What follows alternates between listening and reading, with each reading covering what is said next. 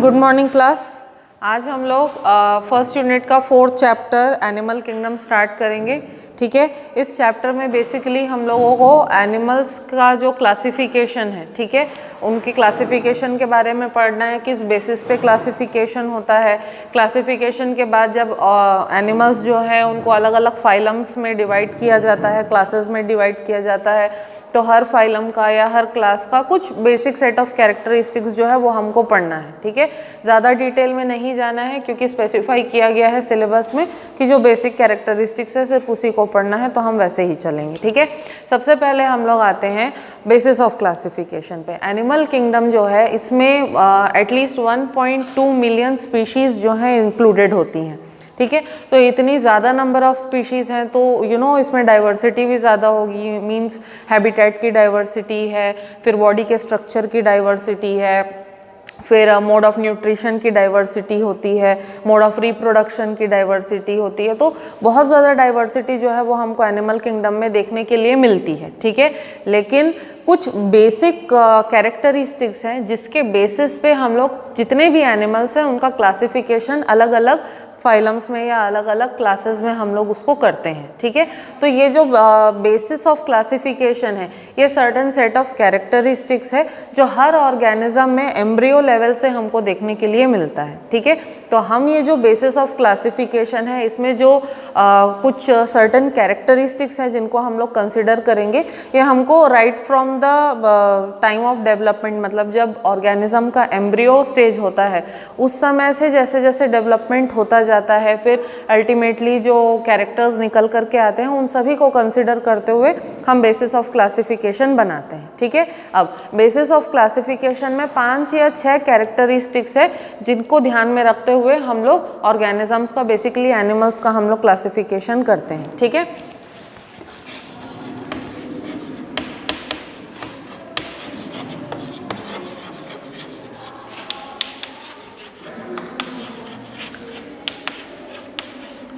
सबसे पहला basis of classification क्या दिया है? Level of organisation.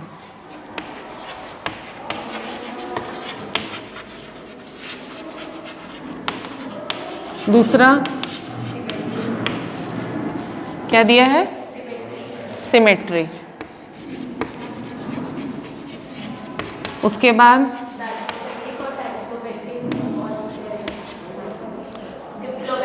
Diploblastic and triploblastic.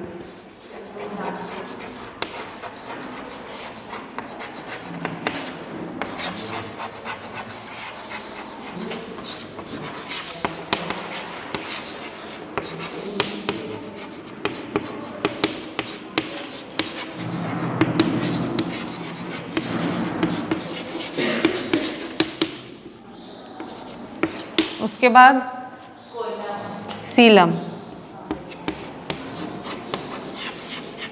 Seelam के बाद सेगमेंटेशन।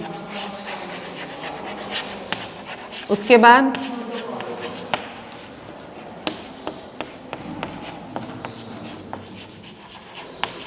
बस। ठीक है, तो ये 6 बेसिकली बेसिस ऑफ क्लासिफिकेशन है जिसको ध्यान में रखते हुए किसी भी एनिमल का क्लासिफिकेशन हम लोग करते हैं। ठीक है, सबसे पहली बात हम लोग आते हैं लेवल ऑफ ऑर्गेनाइजेशन पे।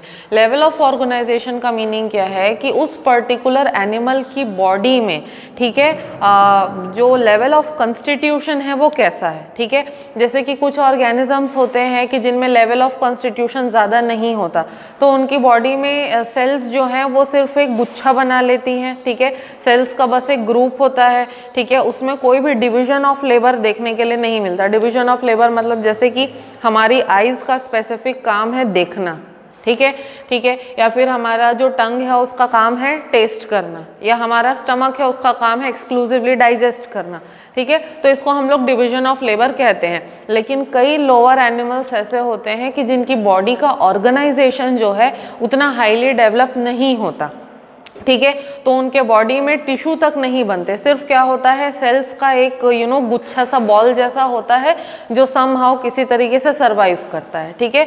उसके अलावा अगर उसके कंपैरिजन में देखें तो कुछ एनिमल्स ऐसे होते हैं जिनमें थोड़े बहुत टिश्यूज़ का फॉर्मेशन होता है, थोड़ा बहुत डिविजन ऑफ लेबर होता है। फिर अगेन जो दूसरे ऑर्गेनिजम्स कई सारे ऐसे होते हैं जिनमें level of organisation higher level पे होता है, सेल्स से टिश्यू बनता है, टिश्यू से ऑर्गन, ऑर्गन से ऑर्गन सिस्टम बनता है, हर ऑर्गन का अपना अपना फंक्शन प्रॉपर होता है, यानी कि डिवीजन ऑफ लेबर हमको एक्यूरेटली दिखता है। ठीक है। तो इसी को हम लोग कहते हैं लेवल ऑफ ऑर्गेनाइजेशन, यानी कि ऑर्गेनिज्म की बॉडी में सेल्स जो हैं किस तरीके से अरेंज्ड हैं। तो सेल्स का जो अरेंजमेंट बेसिकली है उसको हम लोग कहते हैं लेवल ऑफ ऑर्गेनाइजेशन। ठीक है। अब अगर लेवल ऑफ ऑर्गेनाइजेशन के बारे में हम लोग बात करें, ठीक है, तो 4 लेवल ऑफ ऑर्गेनाइजेशन निकल करके आते हैं। सबसे तो पहले होता है प्रोटोप्लाज्मिक लेवल। बुक में उतना क्लियरली नहीं दिया है, उतना डिटेल में नहीं दिया है, फिर भी मैं बता रही हूँ। सबसे पहले होता है प्रोटोप्लाज्मिक लेवल, जिसमें कि जनरली जो यूनिसेल्यूलर माइक्रोब्स होते हैं, ठीक है, उनको हम लोग इंक्लूड करते हैं, जैसे पैरामीशियम या यूग्लिना। ठीक है। तो इनमें जो भी एक्टिविटीज़ हैं जैसे ब्रीदिंग, रेस्पिरेशन है, रिप्रोडक्शन है, डाइजेशन वगैरह है, उसको सेल ऑर्गेनेल्स अगर कंप्लीट कर रहे हैं तो उस तरीके के लेवल ऑफ ऑर्गेनाइजेशन को हम लोग प्रोटोप्लाज्मिक लेवल ऑफ ऑर्गेनाइजेशन बोलेंगे। फिर दूसरे पे हम लोग आते हैं सेल्यूलर लेवल पे। ठीक है। तो सेल्यूलर लेवल पे जो है इसमें हमको माइनर क्या कहना चाहिए, लेबर, डिवीजन ऑफ लेबर जो है वो देखने के लिए मिलेगा।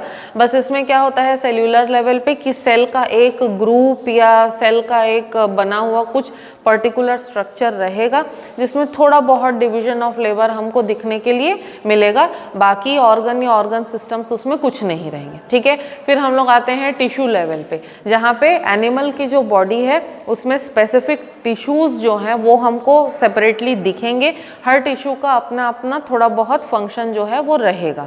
उसके बाद फाइनली हम लोग आते हैं ऑर्गन या ऑर्गन सिस्टम लेवल पे, जहाँ पे टिश्यूज़ जो हैं वो क्या बनाते हैं, ऑर्गन्स बनाते हैं। ऑर्गन्स बहुत सारे मिलकर के ऑर्गन सिस्टम बनाते हैं, हर ऑर्गन का अपना स्ट्रक्चर, हर ऑर्गन का अपना फंक्शन होता है। ठीक है। तो इस तरीके से 4 लेवल ऑफ ऑर्गेनाइजेशन है हमारे पास। पहला प्रोटोप्लाज्मिक लेवल, दूसरा सेल्यूलर लेवल, तीसरा टिश्यू लेवल और चौथा organ and organ system level. ठीक है। तो ये 4 अलग अलग कैटेगरीज हैं जिसको सबसे पहले कंसिडर हम लोग करते हैं। सेकंड हम लोग आते हैं सिमेट्री पे। ठीक है। सिमेट्री का मीनिंग क्या होता है? सिमेट्री का मीनिंग होता है कि अगर कोई भी ऑब्जेक्ट है, ठीक है, इसको हम लोग किसी भी प्लेन से हम लोग अगर 2 पार्ट्स में डिवाइड करने जाते हैं तो उसका जो राइट पार्ट है और उसका जो लेफ्ट पार्ट है दोनों में कितनी सिमिलैरिटी है। अगर दोनों में एक जैसी सिमिलैरिटी है, मतलब लेफ्ट पार्ट और राइट पार्ट दोनों एक दूसरे से सिमिलर है, तब हम लोग क्या कहेंगे कि ऑर्गेनिज्म सिमेट्रिकल है।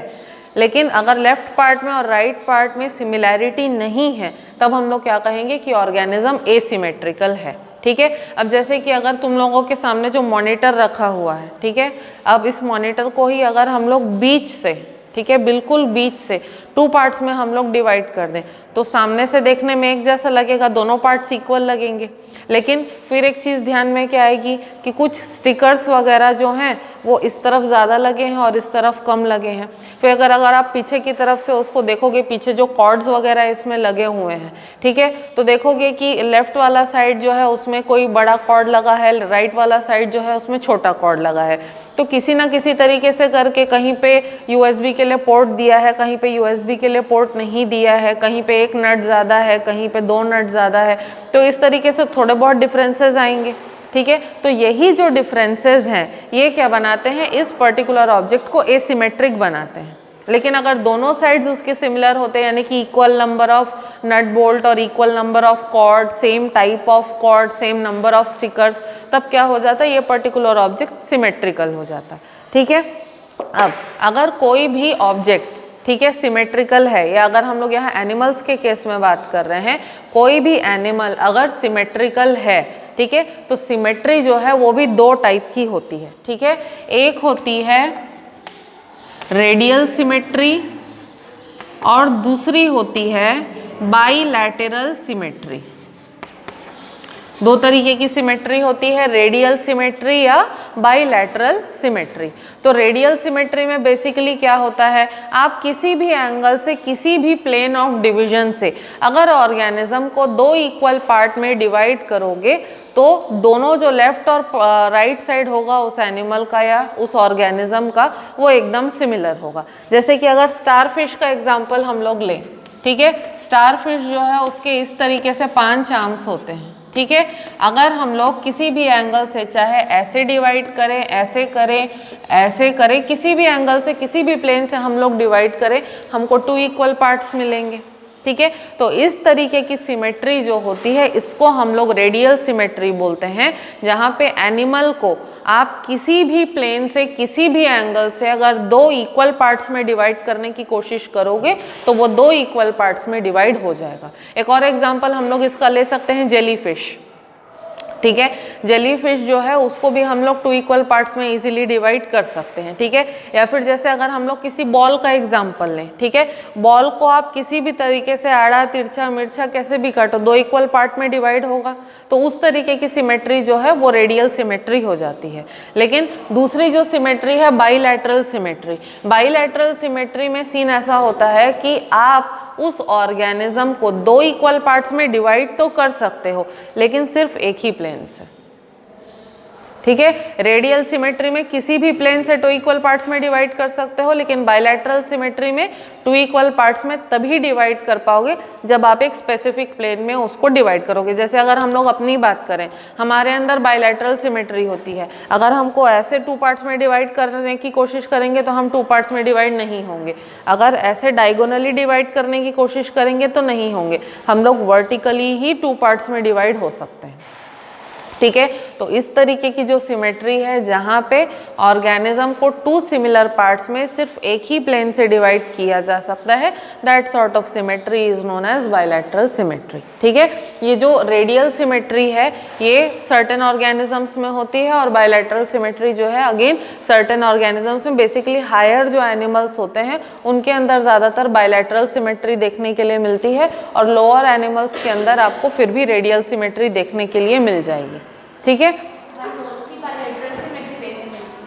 बाईलैटरल सिमेट्री ज़्यादातर हायर एनिमल्स में देखने के लिए मिलेगी, इनसे वो हायर में आएंगे, ठीक है। अभी हम लोग और क्लासिफिकेशन देखेंगे तब लोअर और हायर में क्या डिफरेंस है वो हमको समझ में आएगा। एक तरीके का एनिमल कितने टाइप की क्लासिफिकेशन में आ सकता है? एक ही में आएगा।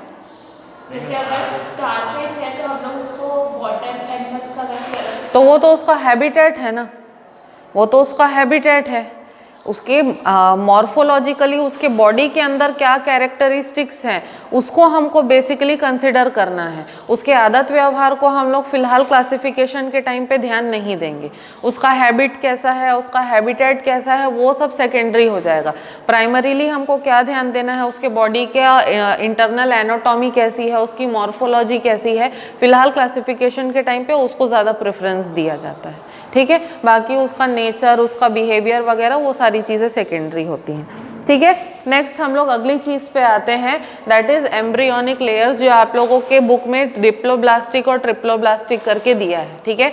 जनरली एनिमल किंगडम में क्या होता है कि जितने भी एनिमल्स होते हैं उनमें जाइगोट के बाद एक एम्ब्रियो स्टेज जो है होता है, ठीक है। तो जब हम लोग एम्ब्रियो स्टेज में रहते हैं, एम्ब्रियो स्टेज में रहने के टाइम पे क्या होता है कि हमारा जो जाइगोट वाला स्टेज होता है, ठीक है, जाइगोट वाले स्टेज के बाद में एक स्टेज आता है जिसको कि हम लोग कहते हैं ब्लास्टोसिस्ट स्टेज, ठीक है। ब्लास्टोसिस्ट स्टेज जब हमारे एम्ब्रियो का अटेन हो जाता है तो ब्लास्टोसिस्ट स्टेज में क्या होता है कि हमारे बॉडी के जो इंटरनल ऑर्गन्स होते हैं, ठीक है, उनको डेवलप करने के लिए 3 या 4 लेयर्स जो हैं वो डेवलप होते हैं, सॉरी 2 या 3 लेयर्स जो हैं वो डेवलप होते हैं, ठीक है। इनको हम लोग क्या कहते हैं, इनको हम लोग कहते हैं एम्ब्रियोनिक जर्म लाइंस या एम्ब्रियोनिक जर्म लेयर्स कहते हैं, ठीक है। ये जो एम्ब्रियोनिक जर्म लेयर्स होते हैं इनसे ही जो है डिवाइड होकर के हमारी बॉडी के जितने भी पार्ट्स हैं वो बनते हैं, ठीक है। चाहे वो इंटेस्टाइन्स हो, चाहे हमारे बाल हो, चाहे हमारी आँखें हो, चाहे हमारे बॉडी के दूसरे ऑर्गन्स हो, कोई भी ऑर्गन हो, इन्हीं एम्ब्रियोनिक लेयर से डेवलप होता है। तो कुछ एनिमल्स ऐसे होते हैं जिनके एम्ब्रियो के अंदर 2 ही एम्ब्रियोनिक लेयर्स होते हैं, ठीक है। ये जो दो एम्ब्रियोनिक लेयर्स वाले ऑर्गेनिजम्स होते हैं इनको हम लोग क्या कहते हैं, डिप्लोब्लास्टिक। ऐसे एनिमल्स जिनके एम्ब्रियोनिक स्टेज में दो ही लेयर्स प्रेजेंट हों, they are known as diploblastic. कौन से दो लेयर्स होते हैं, एक होता है एक्टोडर्म और दूसरा लेयर होता है एंडोडर्म। तो जिस एनिमल के एम्ब्रियो में सिर्फ एक्टोडर्म और एंडोडर्म मिलेगा वो क्या हो जाएगा, डिप्लोब्लास्टिक हो जाएगा। फिर सर्टेन एनिमल्स ऐसे होते हैं जिनके एम्ब्रियो के अंदर 3 एम्ब्रियोनिक लेयर्स देखने के लिए मिलते हैं, ठीक है। क्या क्या 3 रहेंगे, एक्टोडर्म, फिर रहेगा मीसोडर्म एंड रहेगा एंडोडर्म, ठीक है। तो जिन ऑर्गेनिजम्स, जिन एनिमल्स के एम्ब्रियो में 3 एम्ब्रियोनिक लेयर्स प्रेजेंट रहेंगे उनको हम लोग क्या कहते हैं, ट्रिप्लोब्लास्टिक कहते हैं, ठीक है। जिनके अंदर 2 एम्ब्रियोनिक लेयर्स वो डिप्लोब्लास्टिक, जिनके अंदर 3 एम्ब्रियोनिक लेयर्स वो ट्रिप्लोब्लास्टिक, ठीक है। जनरली जो हायर एनिमल्स होते हैं जैसे कि हम लोग ह्यूमंस हैं, जितने भी मैमल्स होते हैं, जितने भी वर्टिब्रेट्स होते हैं, ठीक है, सारे के सारे में जनरली ये सारे ट्रिप्लोब्लास्टिक होते हैं। जो लोअर एनिमल्स होते हैं जैसे जिनके अंदर ऑर्गन सिस्टम नहीं होता है, ऐसे एनिमल्स ज़्यादातर डिप्लोब्लास्टिक होते हैं। ये आगे जब हम लोग पढ़ेंगे तो हम लोगों को और अच्छे से समझ आएगा, ठीक है। नेक्स्ट हम लोग आते हैं सीलम पर, ठीक है। सीलम का एक्चुअल मीनिंग होता है कैविटी, ठीक है। सीलम का एक्चुअल मीनिंग होता है कैविटी, ठीक है। तो कई एनिमल्स ऐसे होते हैं कि जिनमें जैसे सेल्यूलर लेवल या क्या कहना चाहिए टिश्यू लेवल ऑफ ऑर्गेनाइजेशन होता है ना, ठीक है। जनरली उन एनिमल्स के अंदर क्या होता है, कैविटी प्रेजेंट नहीं होती। तो ऐसे एनिमल्स जिनके बॉडी के अंदर अलग से कैविटी प्रेजेंट नहीं रहती है उनको हम लोग कहते हैं एसीलोमेट। हाँ, खाली स्पेस, ठीक है। जिन ऑर्गेनिजम्स के बॉडी के अंदर कैविटी नहीं होती है उनको हम लोग कहते हैं एसीलोमेट, ठीक है। फिर सेकेंड कैटेगरी ऐसे एनिमल्स की आती है जिनमें नेचुरली तो कैविटी प्रेजेंट नहीं होती है, लेकिन जैसे जैसे उनकी बॉडी डेवलप होते जाती है कैविटी के जैसा दिखने वाला एक स्ट्रक्चर डेवलप हो जाता है, एक खाली स्पेस डेवलप हो जाता है। ऐसे ऑर्गेनिजम्स को हम लोग कहते हैं स्यूडोसीलोमेट।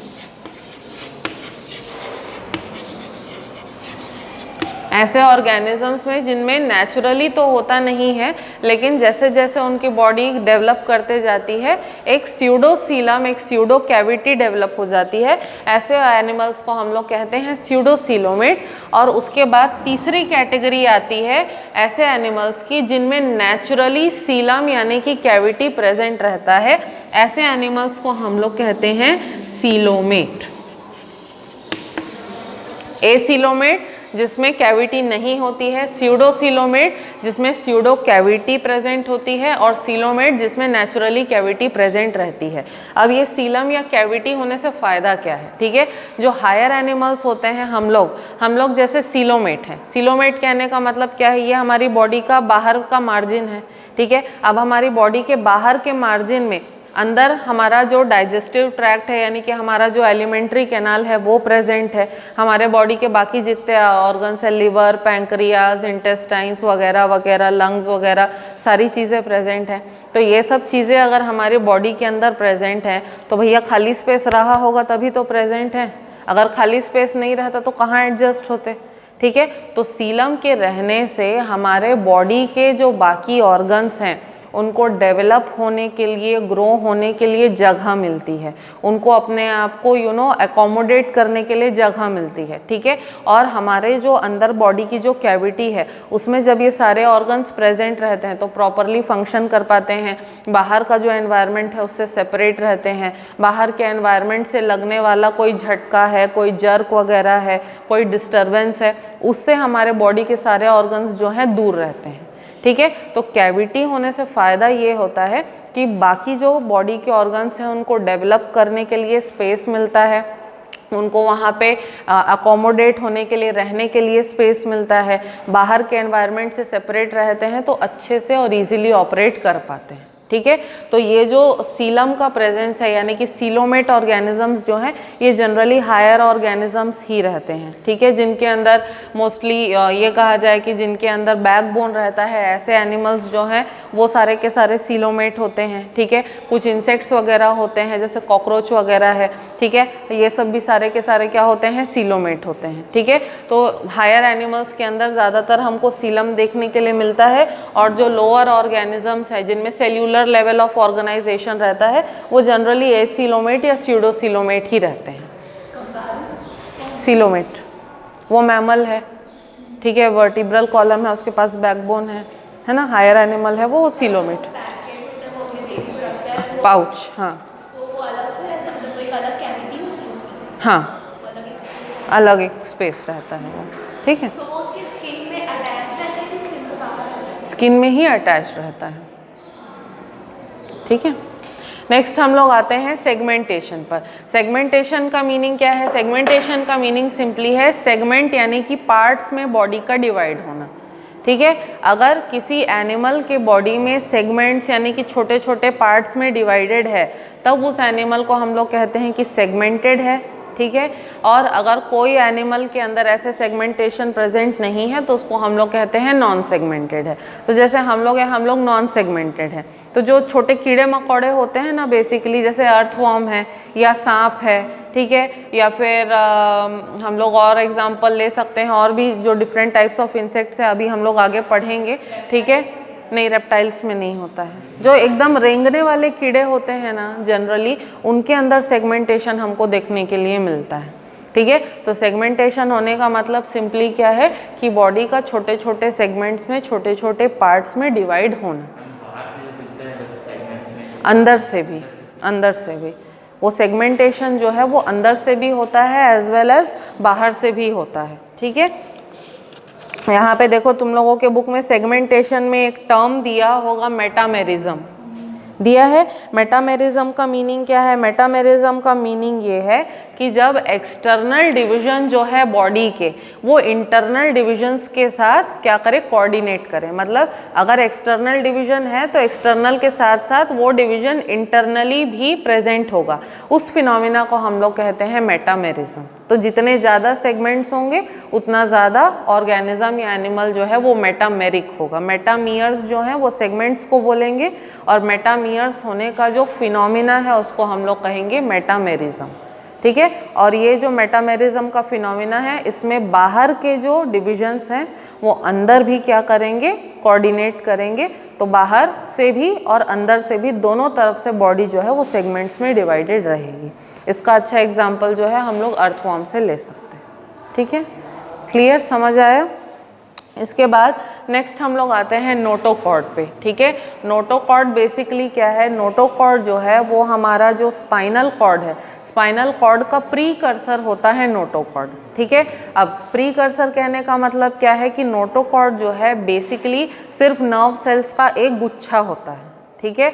अब नोटोकॉर्ड जो है जितने भी हायर एनिमल्स हैं, जितने भी वर्टिब्रेट्स हैं, ठीक है, उनके अंदर बेसिकली प्रेजेंट रहता है एम्ब्रियो लेवल पे, ठीक है। अब यहाँ पे एक चीज़ मैं आप लोगों को ये ज़रूर बोलूँगी कि जितने भी, ठीक है, यहाँ पे एक क्लास का नाम मैं लूँगी, जितने भी कॉर्डेट्स हैं, जितने भी वर्टिब्रेट्स हैं वो कॉर्डेट्स होते हैं, लेकिन जितने भी कॉर्डेट्स हैं वो वर्टिब्रेट्स नहीं होते। कहने का मतलब ये है कि नोटोकॉर्ड जो है, ठीक है, वो हर वर्टिब्रेट ऑर्गेनिज्म के अंदर प्रेजेंट रहता है और यही नोटोकॉर्ड जो है आगे चल के और डेवलप होता है और स्पाइनल कॉर्ड में कन्वर्ट हो जाता है, ठीक है। लेकिन कुछ कैटेगरीज ऑफ एनिमल्स ऐसे हैं, ठीक है, जिनमें वर्टिब्रल कॉलम यानी कि बैकबोन जो है डेवलप नहीं हो पाता, लेकिन उनके अंदर नोटोकॉर्ड प्रेजेंट रहता है, ठीक है। इसीलिए हम लोग कहते हैं all vertebrates are chordates but all chordates are not vertebrates, ठीक है। तो अगर मैं तुम लोग को एडवांस में बता रही हूँ, अभी तुम लोग को समझ नहीं आ रहा होगा, कॉर्डेट्स जो है एनिमल्स की एक कैटेगरी है, ठीक है। इनको हम लोग कॉर्डेट्स क्यों बोलते हैं? क्योंकि इनके अंदर नोटोकॉर्ड प्रेजेंट रहता है एम्ब्रियोनिक स्टेज पे, ठीक है। हाँ, ठीक है। नर्व्स का गुच्छा यानी कि नोटोकॉर्ड जो है ये एम्ब्रियोनिक स्टेज में हर कॉर्डेट में प्रेजेंट रहता है, ठीक है। अब कुछ कॉर्डेट्स ऐसे होते हैं जिनमें बैकबोन डेवलप नहीं हो पाता, ठीक है, तो वो क्या हो जाते हैं, इनवर्टिब्रेट के कैटेगरी में आ जाते हैं। लेकिन कुछ कॉर्डेट्स ऐसे होते हैं जिनमें इवेंचुअली बाद में जाकर के बैकबोन जो है वो डेवलप हो जाता है, तो उनको हम लोग वर्टिब्रेट्स की कैटेगरी में रखते हैं, ठीक है। इसीलिए हम लोग क्या कहते हैं कि जितने भी वर्टिब्रेट्स हैं वो कॉर्डेट्स जरूर हैं, लेकिन हर कॉर्डेट वर्टिब्रेट नहीं होता, क्योंकि सिर्फ कुछ ही कॉर्डेट्स के अंदर बैकबोन यानी कि वर्टिब्रल कॉलम डेवलप होता है। इसीलिए वर्टिब्रल कॉलम वाले जितने भी एनिमल्स हैं सारे के सारे कॉर्डेट्स के कैटेगरी में हैं, लेकिन कुछ कॉर्डेट्स ऐसे हैं जिनके अंदर वर्टिब्रल कॉलम डेवलप नहीं होता, तो उसको हम लोग क्या करते हैं, इनवर्टिब्रेट की कैटेगरी में रखते हैं। दैट इज़ वाई ये सेंटेंस हम लोग बोलते हैं कि all vertebrates are chordates but all chordates are not vertebrates. ये चीज़ तुम लोगों को और आगे जा कर के क्लियर होती जाएगी। आकांक्षा के चेहरे पे कन्फ्यूजन दिख रहा है, ठीक है। ये चीज़ तुम लोग जब आगे पढ़ोगे तब क्लियर हो जाएगी, अभी ज़्यादा ध्यान देने की ज़रूरत नहीं है। बस इतना ध्यान रखो कि नोटोकॉर्ड क्या है, नर्व सेल्स का एक क्लस्टर होता है जो कि एम्ब्रियोनिक स्टेज पे हर हायर ऑर्गेनिज्म की बॉडी में प्रेजेंट रहता है, ठीक है। इसमें से कुछ ऑर्गेनिजम्स जो हैं इनमें आगे चल के बैकबोन डेवलप हो जाता है, और ये बैकबोन वाले ऑर्गेनिजम्स क्या हो जाते हैं, वर्टिब्रेट्स हो जाते हैं। और कुछ कॉर्डेट्स ऐसे होते हैं जिनमें बैकबोन कभी भी डेवलप नहीं होता है, ठीक है। बस इतना ध्यान रखो कि नोटोकॉर्ड होता क्या है, ठीक है। ये बेसिस ऑफ क्लासिफिकेशन क्लियर है, पक्का? अभिजीत को कहीं कोई डाउट नहीं, सब समझ में आया?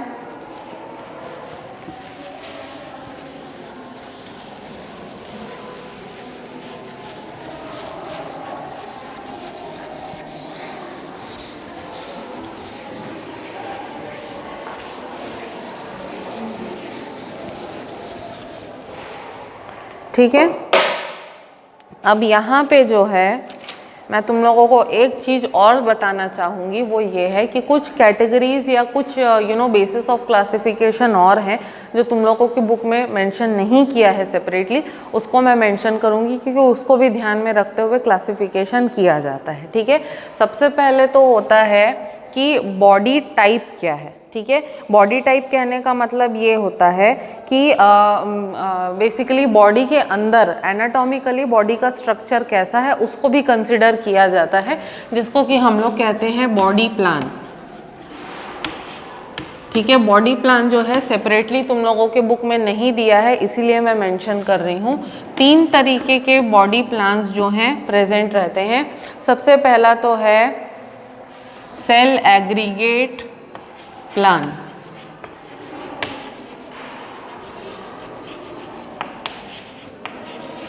ठीक है।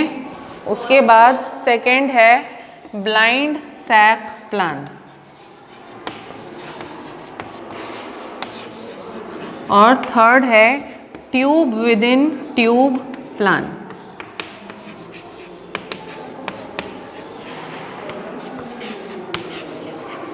ठीक है, 3 तरीके के बॉडी प्लान्स होते हैं, cell aggregate plan, blind sac plan और tube within tube plan, ठीक है। इसमें पहला वाला जो है सेल एग्रीगेट, ठीक है, इसमें सिंपली क्या होता है, जैसे मैंने तुम लोगों को बताया कि सेल्यूलर लेवल ऑफ ऑर्गेनाइजेशन होता है, उसमें सेल्स का जस्ट एक गुच्छा रहता है, कोई भी पर्टिकुलर आपको डिवीजन ऑफ लेबर जो है सेल्स में दिखेगा नहीं। तो जो सेल एग्रीगेट प्लान होता है इसमें जो एनिमल की बॉडी के जो सेल्स होते हैं वो एकदम लूजली पैक्ड होते हैं, ठीक है। और ऑर्गेनिज्म की जो बॉडी है वो स्टर्डी नहीं रह पाती, मतलब ऑर्गेनिज्म की जो बॉडी है एकदम स्क्विशी और सॉफ्ट सी होती है, ठीक है।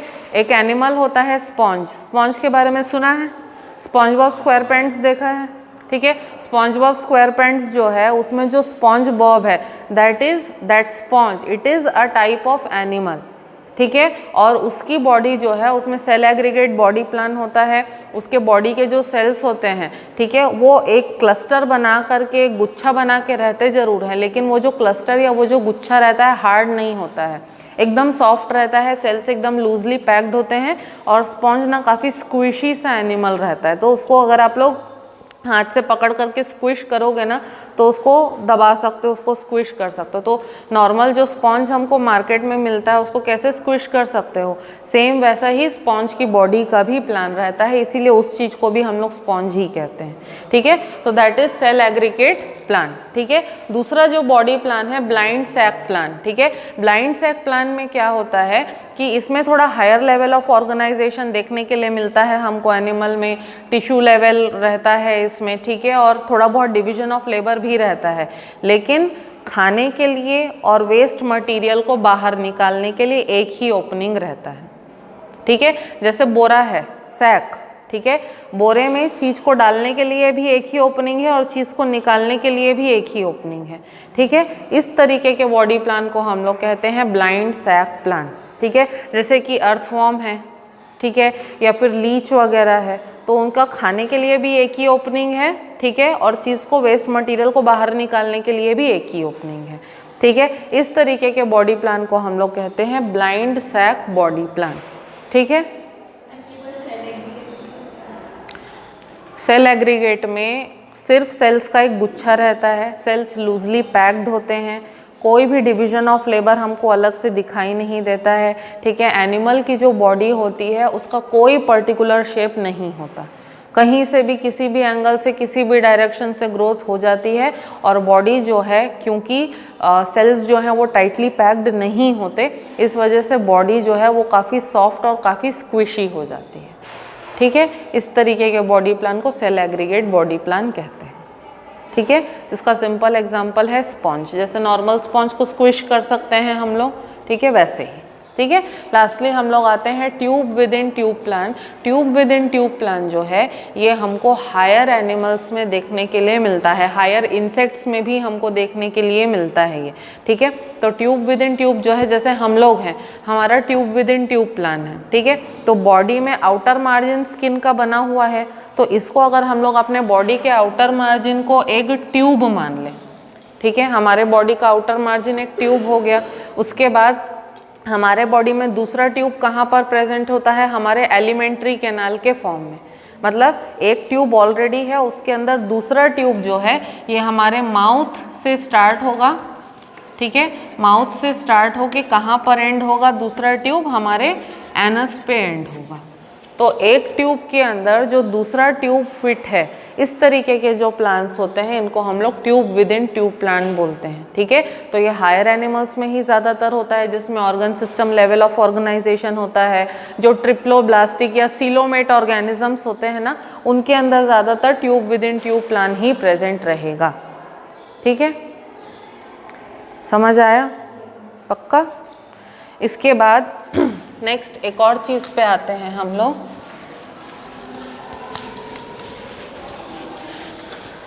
That is type of circulatory system.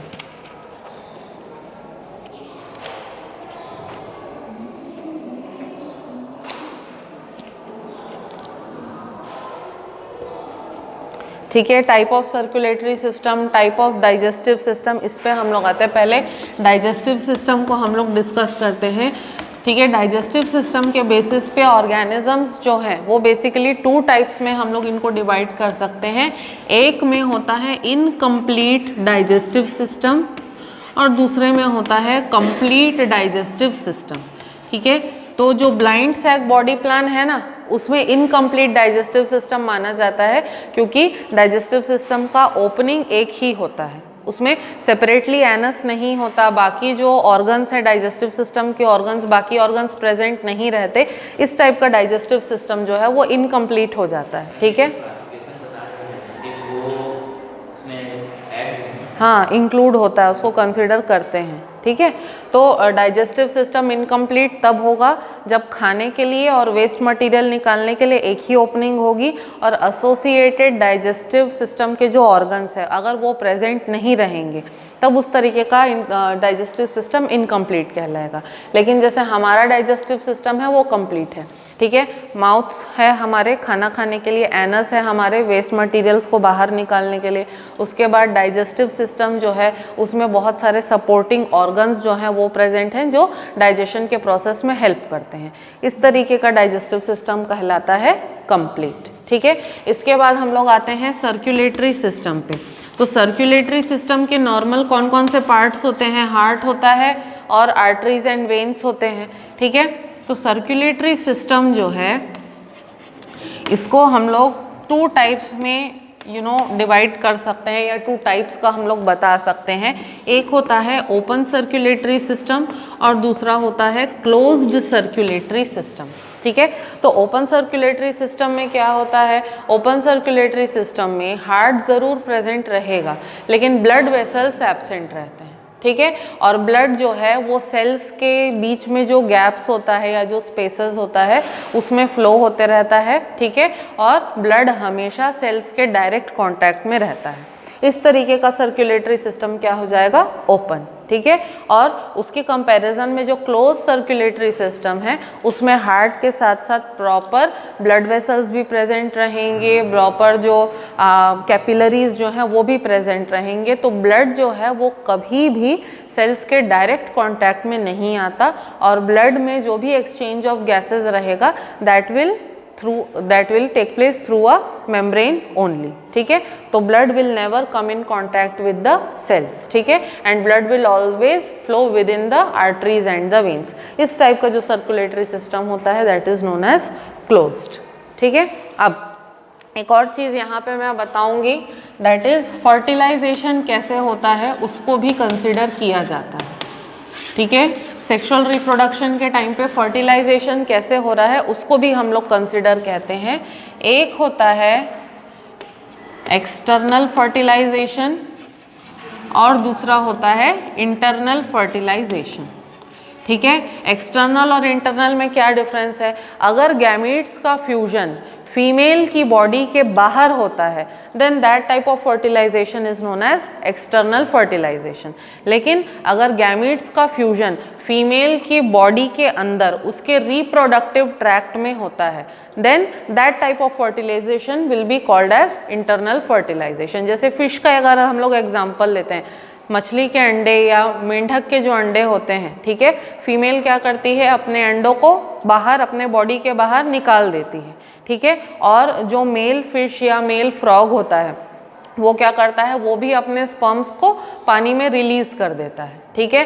तो जो स्पर्म्स होते हैं वो फ्लोट होकर के फीमेल के एग के पास जाते हैं, ठीक है, उसके अंदर पेनिट्रेट करते हैं, उसको फर्टिलाइज करते हैं, तभी कहीं जाकर के अंडे जो हैं प्रॉपरली बन पाते हैं। और समय आने के बाद में उस अंडे से फूट करके जो भी फिश का लार्वा होता है, बेबी फिशेस जो होते हैं या फ्रॉग के केस में हम लोग टैडपोल बोलें, ठीक है, तब कहीं टैडपोल जो है बाहर निकलता है। तो इस टाइप का फर्टिलाइजेशन क्या हो जाएगा? एक्सटर्नल, ठीक है। और जितने भी हायर एनिमल्स हैं, ठीक है, जैसे कि हम लोग हैं, हमारे अंदर जो फर्टिलाइजेशन होता है वो इंटरनल होता है because sperms they are deposited into the vagina of the female and fertilisation will take place inside the fallopian tube, ठीक है। तो इस टाइप का फर्टिलाइजेशन क्या हो गया? इंटरनल। इंटरनल फर्टिलाइजेशन हमेशा हायर एनिमल्स में मोस्टली वर्टिब्रेट्स में देखने के लिए मिलता है।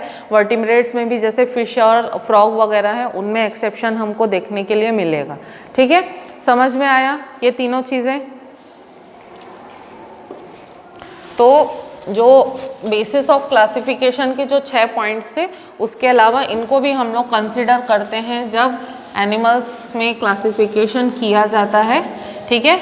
आज की क्लास हम लोग यहीं कंक्लूड करते हैं। नेक्स्ट क्लास से जो डिफरेंट फाइलम्स हैं, ठीक है, हर फाइलम का कुछ सर्टेन सेट ऑफ कैरेक्टर्स है, बेसिक कैरेक्टर्स जो है वो हमको पढ़ना है, तो उसको हम लोग ब्रीफ में जल्दी जल्दी पढ़ेंगे, ठीक है। आज के क्लास में आज जो भी टॉपिक्स कवर किए उसमें कोई भी डाउट आएगा तो उसको हम लोग नेक्स्ट क्लास में क्लैरिफाई करेंगे, ठीक है।